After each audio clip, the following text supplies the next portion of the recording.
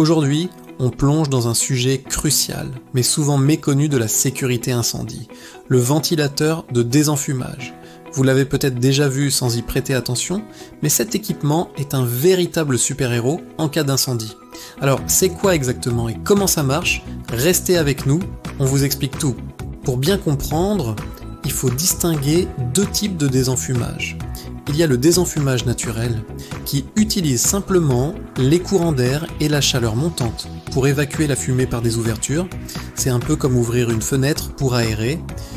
Et puis il y a le désenfumage mécanique, et c'est là que notre ventilateur entre en jeu. Lui, il ne laisse rien au hasard.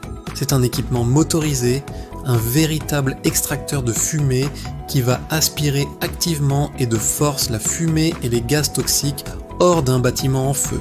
Son objectif est simple, créer un chemin sûr pour que les gens puissent évacuer et pour que les pompiers puissent intervenir. Alors, comment ça fonctionne concrètement? Imaginez un incendie qui se déclare. La fumée envahit rapidement les couloirs, les escaliers, réduisant la visibilité à zéro et rendant l'air irrespirable. C'est là que le système de sécurité incendie active le ventilateur de désenfumage. Grâce à la puissance de son moteur, il crée une dépression dans les conduits auxquels il est relié. Cette dépression va littéralement aspirer les fumées présentes dans la zone sinistrée, comme un aspirateur géant pour les rejeter à l'extérieur. L'avantage énorme par rapport au désenfumage naturel, c'est que le débit d'extraction est constant, puissant et entièrement contrôlé. Peu importe les conditions météo dehors, le ventilateur fait son travail et garantit l'évacuation d'un volume de fumée précis, calculé à l'avance pour sécuriser la zone. Maintenant, vous vous doutez bien qu'un ventilateur comme celui-ci doit être incroyablement résistant. Et vous avez raison, sa caractéristique la plus importante, c'est sa résistance à la chaleur. Il ne s'agit pas juste de brasser de l'air, il doit continuer à fonctionner parfaitement alors qu'il aspire des fumées et des gaz à des températures infernales. C'est pour ça qu'ils sont classifiés selon leur endurance. Vous entendrez parler de classification F400-120 par exemple. Qu'est-ce que ça veut dire? Ça signifie que le ventilateur est certifié pour fonctionner à une température de 400 degrés Celsius pendant 120 minutes, soit 2 heures.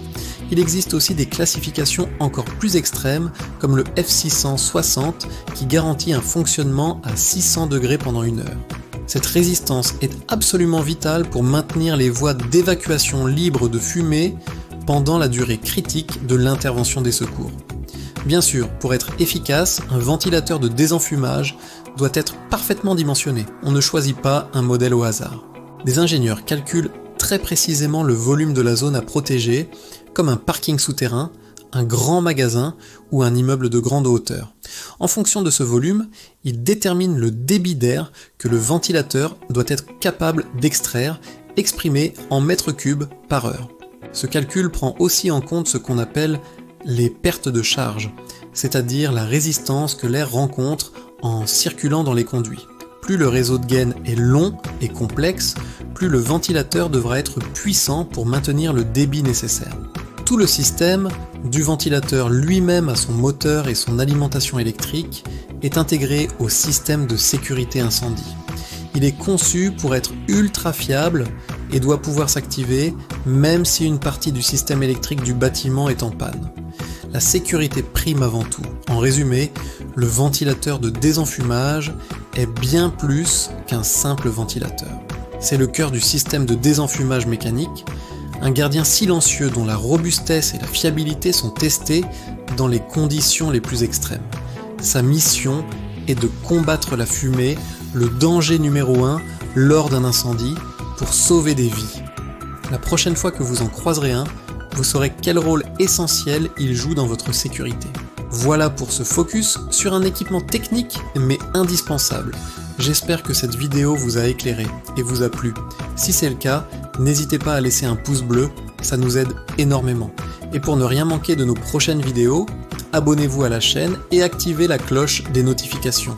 Merci de nous avoir suivis et à très bientôt pour une nouvelle découverte.